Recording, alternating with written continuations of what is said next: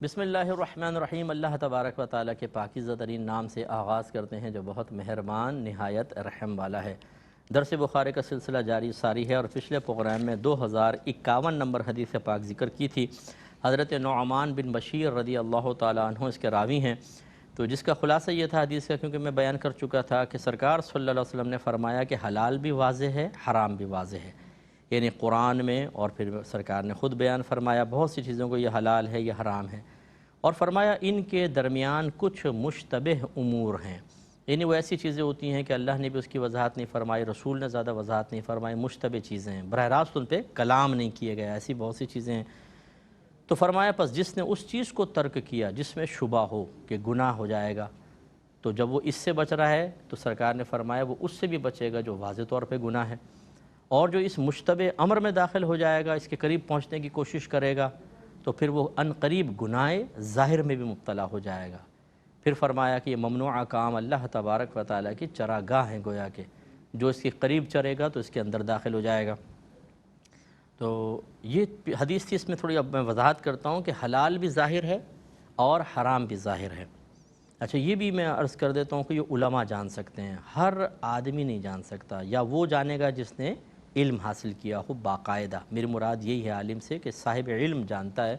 کہ قرآن میں کیا کیا حلال ہے کیا کیا حرام ہے، یہ تو ہر شخص نہیں جانتا، اگر پوچھیں تو وہ اس کو آئے گا یا پتہ نہیں کون کون سی چیزیں۔ اسی طریقے سے حدیث کے اندر تو حلال حرام واضح ہے، یعنی جو صاحب علم اس کے لیے کچھ مشتبہ امور ہیں۔ مشتبہ امور دو طرح کے ہوتے ہیں، ایک تو وہ کہ جن کے بارے میں تھوڑا سا کلام ہوا لیکن مکمل وضاحت نہ ہوئی، جسے سود کے بارے میں حضرت عمر فاروق رضی اللہ تعالیٰ عنہ کہتے ہیں کہ نبی کریم صلی اللہ علیہ وسلم دنیا سے رخصت ہو گئے لیکن سود کی تمام صورتیں ہم پر واضح نہ ہو سکیں۔ اس میں حکمت کیا ہوتی ہے؟ کیا اللہ اس کے رسول کا نقص ہے، ان کی تعلیم کا نقص ہے؟ نہیں، وہ اصل میں اللہ کی حکمت یہ ہے، رسول کی حکمت یہ ہے کہ بعض چیزیں ایسی ہی چھوڑ دی ہیں تاکہ بعد میں آنے والے ان پہ غور و تفکر کریں اور اس کی تشریح لوگوں کے سامنے بیان کریں، اس طرح ان کے درجات بلند ہوں گے، لوگ علماء سے رجوع کریں گے۔ دوسری بات یہ کہ اس میں یہ بھی احتمال ہوتا تھا، یہ احتمال ہے کہ اس چیز کی مختلف صورتیں ہوں گی، کچھ اس دور میں جو سرکار کا دور تھا، کچھ اس کے بعد، یعنی معاملات بدلتے رہیں گے۔ تو یہ تو ہو ہی نہیں سکتا کہ جتنے قیامت تک معاملات ہونے والے ہیں سرکار سب کو ایک ساتھ صحابہ کے سامنے بیان کر دیتے، وہ تو بڑی طویل ہو جاتی چیز، اس لیے جو ان کے سامنے آنے والے تھے وہ تو بیان کر دیے لیکن بعد والے بیان نہیں کیے، اور بعد والے کون حل کرے گا؟ پھر وہی علماء اور مجتہدین کا کام ہوتا ہے۔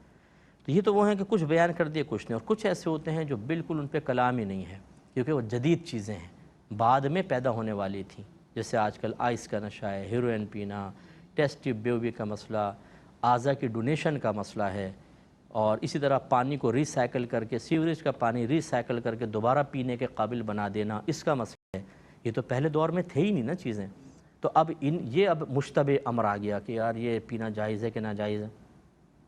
تو اب اس میں علماء کی رائے، جیسے میں نے آپ کو پچھلے پروگرام میں عرض کیا تھا، وہ قبول کرنی چاہیے۔ ایک تو یہ تمام صورت ذرا ذہن میں رکھیں۔ دوسری بات یہ جو سرکار نے فرمایا کہ کچھ مشتبہ امور ہیں، جس نے اس چیز کو ترک کیا جس میں گناہ کا شبہ ہے تو وہ ظاہری گناہ سے بھی بچے گا۔ اب اس میں بھی میں گزارش کرتا ہوں، جیسے ایک روایت میں ہے کہ حضرت ابن عباس رضی اللہ تعالیٰ عنہما سے پوچھا گیا، بلکہ ایک روایت میں کہ آپ نے پوچھا نبی کریم صلی اللہ علیہ وسلم سے کہ یا رسول اللہ گناہ کیا ہے، کیسے اس کی پہچان کریں؟ فرمایا جو تیرے دل میں کھٹکے وہ سمجھ لیں گناہ ہے، اور ایک روایت میں کہ تو یہ نہ چاہے کہ لوگ اس پر مطلع ہوں وہ گناہ ہے۔ اب یہ مطلب دیکھیں یہ کیفیت کس کو حاصل ہوگی؟ اب یہ نہیں کہ ایک جاہل آدمی کو کہیں کہ تم اپنے دل سے سوال کرو، جس چیز کے بارے میں تمہارا دل کہے کہ نہیں یار یہ گناہ ہو سکتا ہے، کھٹک رہا ہے، اور میں نہیں چاہتا ہوں کہ لوگ اس پر مطلع ہوں، بس وہ گناہ ہو۔ جاہل آدمی تو صحیح رائے قائم ہی نہیں کر سکتا، وہ تو ہزارہا میں آپ انٹرویو لے کر دیکھ لیں، ہمارے ساتھ بیٹھ جائیں، ہم پوچھتے ہیں کتنی چیزوں میں لوگ شبے کا اظہار کریں گے لیکن پتہ چلے گا وہ طیب اور حلال ہیں، بالکل طیب اور حلال، اور کتنی چیزوں کو بالکل جرات مندی کے ساتھ کر رہے ہوتے ہیں، استعمال کر رہے ہوتے ہیں، لیکن ان کے اندر خرابیاں ہوتی ہیں۔ لہٰذا یہ بھی صاحب علم شخص کے لیے ہے کہ جو صاحب علم ہے، صاحب تقویٰ ہے، اب وہ کسی چیز کو دیکھتا ہے اور اس کے بارے میں تعلیم شرع اس کے ذہن میں واضح طور پر نہیں ہے تو اس کا دل گواہی دے گا، مومنانہ فراست بتائے گی کہ یار یہ مناسب نہیں لگ رہا ہے مجھے، دل میں کھٹکے گا۔ یہ اللہ کی طرف سے ایک نور ہوتا ہے، اس نور کی روشنی میں ایسا صاحب علم اور صاحب تقوی شخص اس کو دیکھ کر اس سے بچتا ہے، نہ کہ عام لوگ جو صغیرہ کبیرہ گناہ کو ایسا کرتے ہیں کہ کوئی شرم حیا ہی نہیں ہوتی ہے، نماز قضا کر رہے ہیں، جھوٹ بول رہے ہیں اپنا کاروبار چلانے کے لیے، غیبتیں رات دن کر رہے ہیں، گالیاں زبان کے اوپر ہیں، لوگوں کے مال دبا کر بیٹھے ہوئے ہیں، ان کے قلب کا اعتبار ہوگا کہ دل میں کھٹک رہا ہے گناہ ہے کہ نہیں ہے؟ نو، یہ تو ایسے شخص کے بارے میں جس کا قلب صاف ہو، وہ صاحب تقوی ہو، صاحب علم ہو۔ اس لیے جو سرکار نے ارشاد فرمایا کہ جس نے کسی چیز میں گناہ کے شبے کی بنا پر اس کو چھوڑ دیا تو یہ تو مقام مدح میں ہے۔ ایسے تو بہت سارے لوگ نیک عمل کو چھوڑ دیتے ہیں، یہ ان کے بارے میں نہیں ہے، یہ ہے صاحب تقوی، صاحب علم شخص کے بارے میں ہے۔ یہ ذرا ذہن کے اندر رکھیے گا۔ عام آدمی کے لیے وہی ہے جو میں نے عرض کیا کہ آپ کو خود یہ سوچنے کی پتہ نہیں اس میں شبہ ہے نہیں ہے، یہ نہیں، آپ عالم علماء کے پاس آئیں گے، مفتیان کرام کے پاس آئیں گے، وہ آپ کو جواب دیں گے۔ تو اگلی حدیث کی طرف آتے ہیں۔ اگلا باب قائم کیا ہے، باب تفسیر المشبہات، مشبہات کی تفسیر۔ مشبہات یعنی جو ایک دوسرے سے مشابہ چیزیں، بعض ایسی ہوتی ہیں شبہ پڑتا ہے کہ یہ شاید نیکی ہے کیونکہ وہ نیکی کے مشابہ ہوتی ہے، بعض کے بارے میں شبہ پڑتا ہے کہ شاید گناہ ہے کیونکہ وہ گناہ کے مشابہ ہوتا ہے، لیکن اس میں غلطی ہو سکتی ہے کیونکہ بعض اوقات ہم جس کو نیکی سمجھ رہے ہوتے ہیں وہ گناہ، جس کو گناہ سمجھ رہے ہوتے ہیں وہ نیکی ہوتی ہے۔ جیسے کہ میں نے آپ کو پچھلے پروگرام میں گزارش کی تھی کہ چونکہ ہماری تو فیلڈ ہے، بہت سارے ایسے لوگ ہوتے ہیں جو کسی چیز کے بارے میں پہلے چونکہ پتہ نہیں کہ یہ فطرت ہوتی ہے انسان کی کہ وہ اپنے لیے تھوڑا سا سیف سائڈ بناتا ہے نا سامنے والے، وہ صاحب میں جانتا ہوں یہ گناہ ہے لیکن میں آپ سے پوچھنا چاہ رہا ہوں،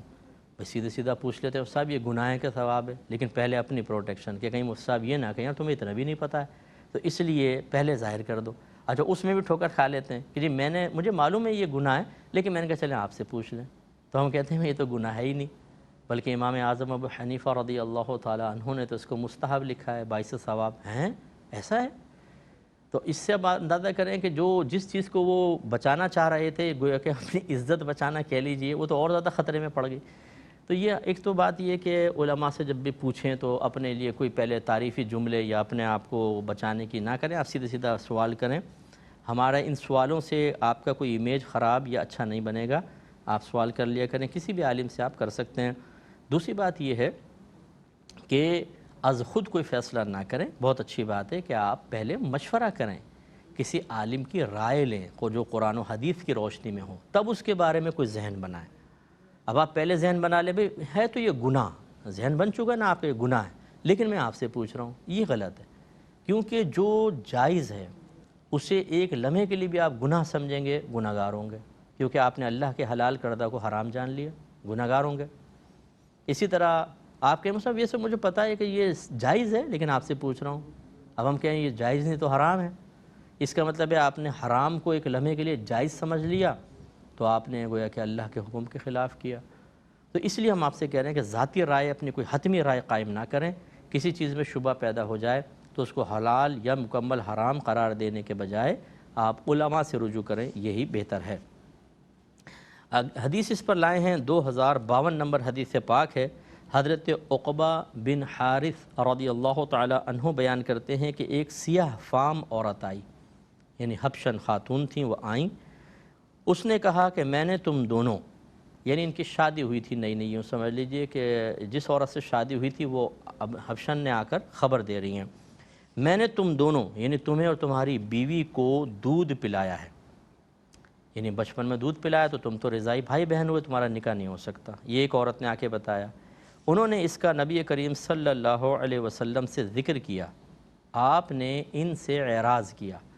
یعنی پہلے نبی کریم نے ان کو ٹالنے کی کوشش کی، نظر انداز کرنے کی، لیکن جب انہوں نے پوچھا، کہتے ہیں اور نبی کریم صلی اللہ علیہ وسلم مسکرائے اور فرمایا کیوں کر تم اس کو نکاح میں رکھو گے، حالانکہ اس کے متعلق یہ کہا گیا ہے، اور ان کے نکاح میں راوی کہتے ہیں کہ ان کے نکاح میں ابو ایہاب تمیمی کی بیٹی تھیں۔ اب اس پہ غور کریں، دیکھیں فقہ حنفی کی روشنی میں رضاعت، پہلے تو چلے میں رضاعت کا تصور آپ کو دے دیتا ہوں، سمجھا دیتا ہوں، بارہا آپ کو بتایا کہ ماں اپنے بچے کو 2 سال تک دودھ پلا سکتی ہے،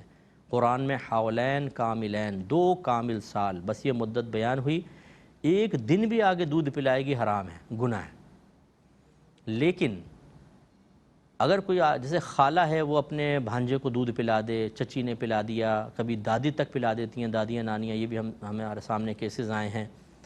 اور 2.5 سال کی مدت کے اندر اندر پلائے، یعنی بچے کی عمر کے 2.5 سال کے اندر اندر۔ اب اگرچہ 2 سال کے بعد پلانا گناہ تو تھا، لیکن 2.5 سال کے اندر اگر پلا دیا تو کیا یہ بچہ یہ عورت اس بچے کی ماں بن جائے گی اور اس عورت کی اولاد اس کے بھائی بہن بن جائیں گے؟ تو یس، 2.5 سال کے اندر اندر 2 سال تک دودھ پلانے کی اجازت ہے۔ ماں 2 سال کے بعد پلا ہی نہیں سکتی ہے، کوئی عورت نہیں پلا سکتی، لیکن اگر کسی نے 2.5 سال کے اندر اندر اس بچے کو دودھ پلا دیا تو جس عورت نے دودھ پلایا وہ اس کی گویا کہ سگی ماں کی طرح ہو جائے گی۔ اس کو رضاعی والدہ کہتے ہیں، را ضاد الف عین یا۔ رضاعت مانے دودھ پلانا، تو رضاعی والدہ کا مطلب دودھ پلانے والی والدہ، رضائی رشتہ قائم ہو جاتا ہے۔ اور پھر جو اس کے بچے ہوتے ہیں عورت کے، وہ سب اس کے بھائی بہن ہو جائیں گے، ان سے نکاح نہیں ہو سکتا۔ جیسے خالہ نے دودھ پلا دیا تو جتنے اس کے کزنز تھے، خالہ کے بچے تھے، لڑکیاں تھیں، مثلا اب اس لڑکے کی ان لڑکیوں سے نکاح نہیں ہو سکتا کیونکہ یہ ان دونوں کی ماں ہے، گویا کہ بھائی بہن ہو گئے، جیسے نسبی بھائی بہن ہوتے ہیں ایسے ہی ہو جاتے ہیں۔ اچھا، دودھ پلانا ثابت کیسے ہوگا کہ واقعی اس عورت نے دودھ پلایا ہے؟ فقہ حنفی کی روشنی میں وہی قرآنی نصاب ہے کہ کم از کم 2 مرد گواہی دیں، جیسے قریبی ہوتے ہیں، کسی نے دودھ پلاتے ہوئے عورت کو دیکھا ہے اور بچہ واقعی دودھ پی رہا تھا، یا 1 مرد 2 عورتوں کی گواہی، اس کے بغیر رضاعت ثابت نہیں ہو سکتی، صرف ایک عورت کی رائے سے نہیں ہو سکتی ہے۔ تو یہاں پر بھی ایسا ہوا کہ ایک عورت نے آ کے گواہی دی تھی، حضرت عقبہ بن حارث رضی اللہ تعالیٰ عنہ اگر اس کو رد کر دیتے تو آپ کو حق حاصل تھا، آپ کہتے بھی ایک عورت کی گواہی ہم نہیں مانتے، شادی ٹھیک تھی۔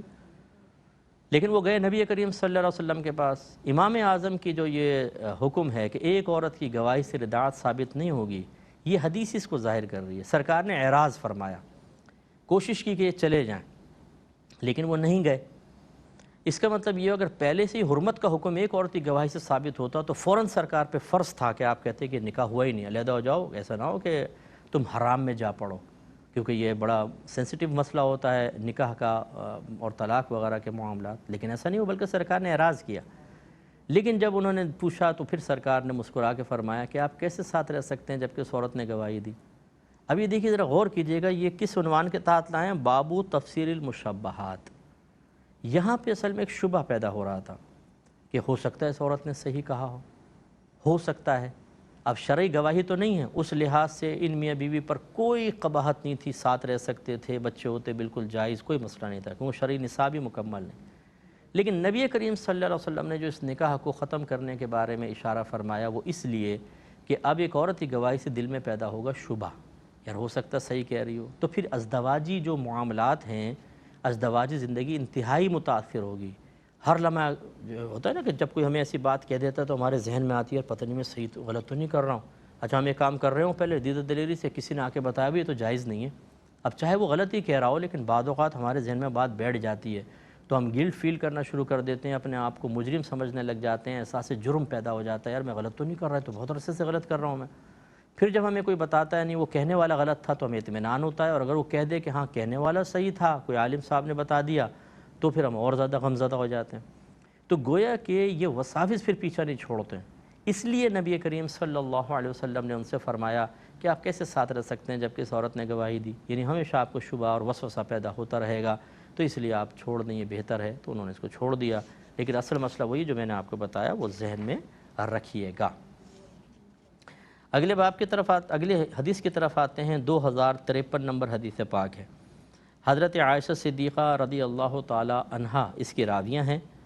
وہ بیان کرتی ہیں کہ عتبہ بن ابی وقاص نے اپنے بھائی حضرت سعد بن ابی وقاص رضی اللہ تعالی عنہ کو یہ وصیت کی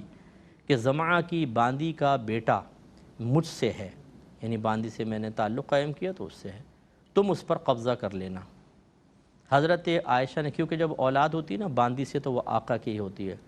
حضرت عائشہ صدیقہ رضی اللہ تعالی عنہا کہتی ہیں کہ جب فتح مکہ کا سال آیا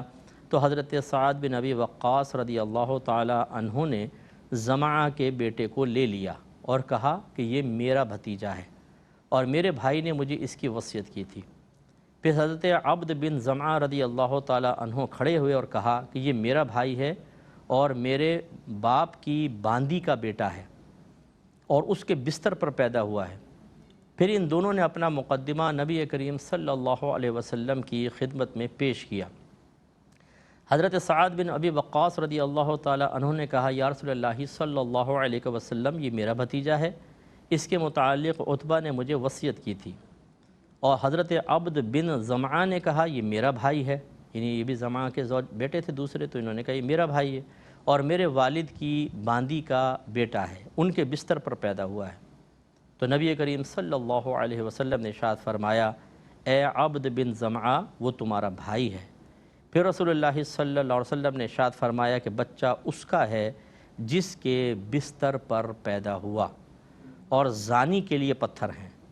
پھر آپ نے حضرت سودا بنت زمعہ رضی اللہ تعالیٰ عنہ، اور یہ ام المومنین تھی، ان سے فرمایا، سودا تم اس سے پردہ کرنا، کیونکہ آپ نے اس لڑکے میں عتبہ کی مشابہت دیکھی تھی۔ پھر زمعہ کے بیٹے نے حضرت سودا کو نہیں دیکھا حتیٰ کہ وہ اللہ تعالیٰ سے جا ملا۔ تو اس حدیث کی شرح میں حضرت علامہ بدر الدین محمود بن احمد عینی رحمۃ اللہ علیہ نے جو بیان کیا میں آپ کی خدمت میں ذکر کرتا ہوں۔ کہتے ہیں اس حدیث میں عتبہ بن ابی وقاص، حضرت سعد بن ابی وقاص، حضرت عبد بن زمعہ، حضرت عبد الرحمن بن زمعہ اور حضرت سودا بنت زمعہ کا ذکر آیا ہے۔ ان سب کا مختصر تعارف یہ ہے کہ عتبہ بن ابی وقاص یہ وہی شخص ہے جس نے غزوہ احد میں نبی کریم صلی اللہ علیہ وسلم کا چہرہ زخمی کیا تھا اور آپ کے سامنے کے دانت شہید کر دیے تھے۔ معمر نے روایت کیا ہے کہ جب اس نے آپ کے دانت شہید کیے تو نبی کریم صلی اللہ علیہ وسلم نے اس کے خلاف دعا کی، اے اللہ اس پر یہ سال نہ گزرے حتیٰ کہ یہ اسی حالت میں مر جائے۔ وہ اس سال کے پورے ہونے سے پہلے حالت کفر میں ہی مر گیا۔ حضرت سعد بن ابی وقاص رضی اللہ تعالیٰ عنہ صحابی ہیں، اور یہ ان صحابہ میں سے ہیں جن کو زندگی میں جنت کی بشارت دے دی گئی تھی۔ اس کے انشاءاللہ میں مزید عرض کرتا ہوں، لیکن اگلے پروگرام میں۔ وآخر دعوانا ان الحمد للہ رب العالمین۔